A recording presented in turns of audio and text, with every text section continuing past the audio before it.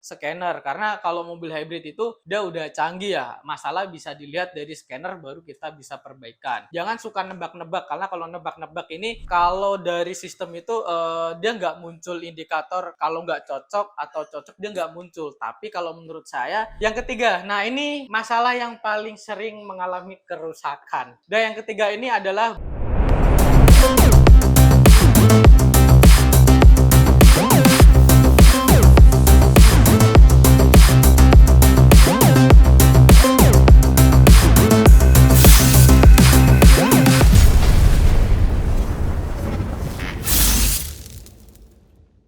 5 penyebab lampu cek hybrid sistemnya nyala. Dan yang nomor 3 ini yang paling sering mengalami kerusakan. Mobil hybrid tiba-tiba lampu cek hybrid sistemnya nyala. Waktu dicek ternyata ada masalah di baterainya atau dari yang lain. Tenang, kalian nggak perlu khawatir. Karena udah banyak kejadian waktu dicek cek hybrid sistemnya nyala, dicek ternyata bukan baterainya. Dan kalau misal ada masalah di baterainya, kalian nggak perlu ganti baterai satu pack atau satu gelondong yang harga 50-60 jutaan. Jadi di video kali ini saya akan kasih 5 penyebab kenapa lampu cek hybrid sistemnya sering nyala atau ada kerusakan di mobilnya. Yang pertama, coolant inverter kering atau mampet. Ya, kalau inverter di mobil hybrid itu dia juga butuh coolant sama seperti engine. Jadi kalau kalian lihat di mobil itu dia ada 2 coolant kalau untuk mobil hybrid. Coolant inverter sendiri, coolant engine sendiri. Dan kalian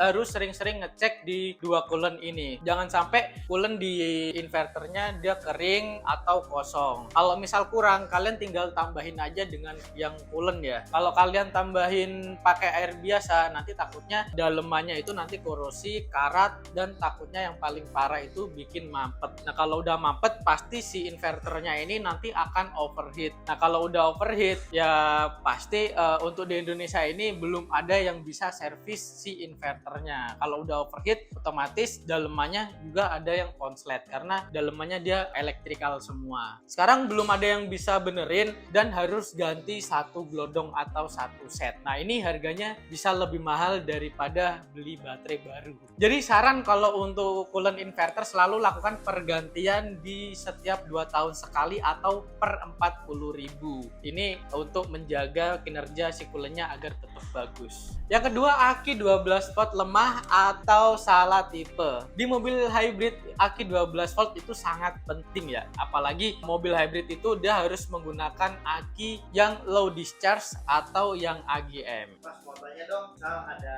mobil-mobil hybrid yang nggak pakai AGM itu kenapa ya? Nah, kalau itu sih mungkin ada beberapa mobil yang dia pakainya yang aki biasa atau kodenya yang MF. Sebenarnya bisa, tapi kalau dari sistem itu dia nggak muncul indikator kalau nggak cocok atau cocok, dia nggak muncul. Tapi kalau menurut saya ada perbedaan yang nggak kerasa aja sih. Seperti gini, kalau alasan mobil hybrid harus pakai yang AGM atau yang low discharge itu karena yang pertama dia kinerja aki AGM itu sangat bagus buat si ECU-nya dan sistem hybrid. Nah, yang kedua, untuk aki AGM itu dia usianya sangat panjang kalau dipakai di mobil hybrid dan akinya itu nggak gampang tekor. Nah, yang ketiga ini aki AGM itu dia nggak menghasilin uap atau gas asam. Jadi aki AGM itu dia udah rapet sama sil-sil ya. Istilahnya kalau misal bentuknya dia kotak tapi ada sil-silnya biar uapnya nggak sampai keluar. Jadi kalau saran saya sih pakai aki yang standar untuk mobil hybrid yang AGM. Nah, kalau kalian pakai yang MF itu ada beberapa aki yang dipakai di mobil hybrid posisinya di dalam kabin, entah itu di bawah jok atau di bagasi. Nah, ini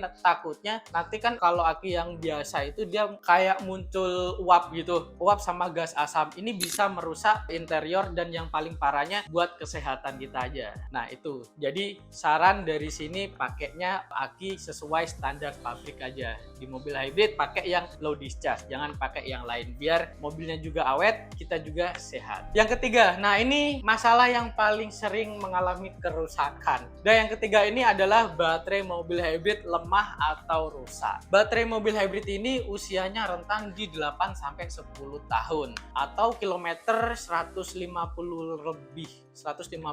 lebih lah. Itu mudah mulai ada kerusakan. Mungkin ada beberapa mobil yang kalau kilometer tinggi mobilnya belum pernah ada kerusakan di baterainya, tapi biasanya baterainya dia udah mulai turun untuk kapasitasnya. Biasanya bisa jalan di 1 kilo, ternyata nggak sampai 1 kilo. Nah, kalau misal kalian ada masalah di baterai juga, baterai ada kerusakan, kalian bisa bawa ke Domo Hybrid karena di sini kita bisa ngecek per selnya. Jadi nanti kita cek mana sel yang rusak, nanti kita ganti. Semakin cepat kalian bawa ke bengkel, itu akan lebih murah untuk biaya pergantiannya. Dan sebaliknya, kalau kalian udah tahu masalahnya di baterai tapi nggak diganti-ganti, nah ini nanti kalian paksa dulu nih mobilnya pakai engine terus. Ini lama-lama baterai yang lain akan cepat rusak juga dan biayanya akan lebih mahal. Jadi untuk saran dan solusinya, biar kalian punya mobil hybrid biar awet juga, selalu lakukan pembersihan di setiap 6-8 bulan sekali. Ini untuk menjaga kebersihan di saluran udara yang masuk ke baterai dan di baterainya agar baterai tidak overheat. Kalau baterainya kotor, lama-lama pasti baterainya akan overheat dan usia pakainya akan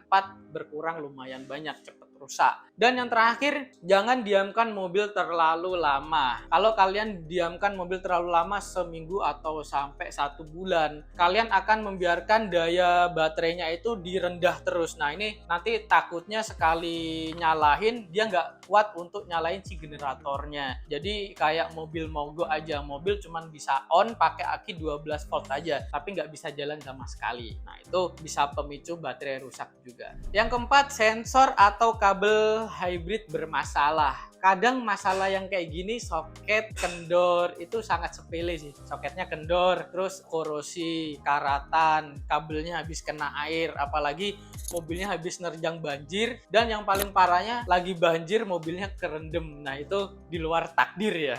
Jadi kalau misal ada mobil yang habis kerendam terus nerjang banjir, tiba-tiba ada masalah, biasanya akan muncul cek hybrid system, atau dia muncul cek hybrid system mobilnya ada 2 kemungkinan nih. Yang pertama, mobilnya dia bisa jalan tapi kecepatannya dia dibatasin. Misal mobil bisa jalan tapi kecepatannya di 30 apa 40 km per jam. Dan yang kedua, mobil nggak bisa jalan sama sekali, cuman bisa on pakai aki 12 volt aja. Nah kalau untuk sarannya, kalau mobil udah muncul cek hybrid system, bagusnya kalian tetap bawa ke bengkel terdekat dulu biar dicek dulu. Kalau misal bengkelnya udah nggak siap atau nggak memadai alatnya, boleh bawa ke Domo Hybrid, nanti dilakukan pengecekan yang lebih detail. Yang kelima, inverter atau motor generator 1, motor generator 2 bermasalah. Nah ini menarik. Kalau inverter atau motor generator 1, generator 2 yang bermasalah, mobilnya pasti cuman bisa on. Jadi 3 komponen ini, inverter, motor generator 1, motor generator 2, kalau misal ada masalah, pasti mobilnya cuman bisa on. Itu di inverternya. Kalau misal generator 1 sama 2 ada masalah, mungkin ada beberapa yang bener-bener mobil nggak bisa jalan atau kecepatannya juga dibatasin. Nah kalau udah muncul masalah kayak gini ya, kalian harus scan dulu mobilnya, pastiin dulu masalahnya lewat scanner, karena kalau mobil hybrid itu dia udah canggih ya, masalah bisa dilihat dari scanner baru kita bisa perbaikan. Jangan suka nebak-nebak, karena kalau nebak-nebak ini untuk spare part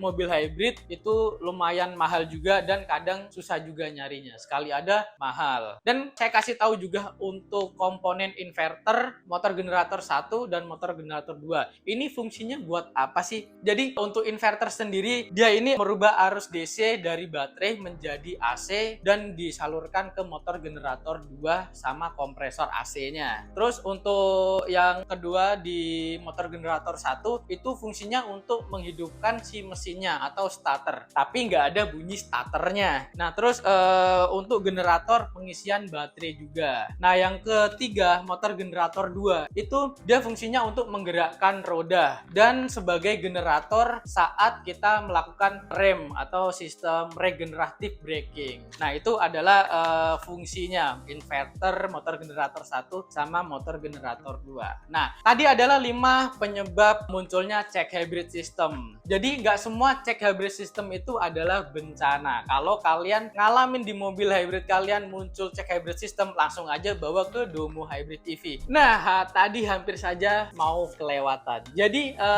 kalau di mobil kalian muncul cek hybrid system dan langsung aja bawa ke Domo Hybrid, karena di Domo Hybrid ini udah ada scanner buat mobil EV dan hybrid. Nah, saya akan tunjukin scanner buat mobil hybrid sama EV. Dan ini scanner pasti ada perbedaan dari bengkel-bengkel biasa yang di luar sana. Jadi langsung saya tunjukin yang paling intinya aja. Untuk scanner ini, dia ada 2 mobil nih. Ini ada mobil yang warna silver dan warna hitam. Nah, kalau untuk yang silver ini dia buat khusus buat mobil hybrid aja. Nah, kita masuk. Nah, di sini dia udah ada data banyak sekali ya. Jadi mobil Cina atau mobil Eropa yang masuk ke Indonesia ini datanya langsung diperbaruin kalau untuk scan yang ini. Karena ini kan scannya beda banget sama bengkel yang di luar sana. Nah, ini datanya udah banyak sekali. Dan kalau mobil EV kalian ada masalah dan pengen lihat baterai health-nya masih di berapa, nanti kita juga udah ada di sini. Jadi di scan ini dia khusus untuk mobil EV. Nah, ini masuk, ini udah ada Toyota, BYD, Tesla, dan Wuling. Ini juga udah banyak banget ya. Nah, jadi kalau kalian punya masalah di mobil hybrid, terus pengen beli mobil hybrid, langsung aja bawa ke sini. Nanti kita bisa cek kondisi baterainya masih di berapa persen. Tuh. Nah, itu adalah 5 penyebab. Tadi udah saya jelasin, dan scan di Domo Hybrid ini juga udah bisa buat hybrid dan EV. Nah, sekian pembahasan dari saya. Semoga menambah wawasan kalian yang menonton video ini. Dan jangan lupa like, share, comment, and subscribe untuk info mobil hybrid selanjutnya. Sampai jumpa di video berikutnya.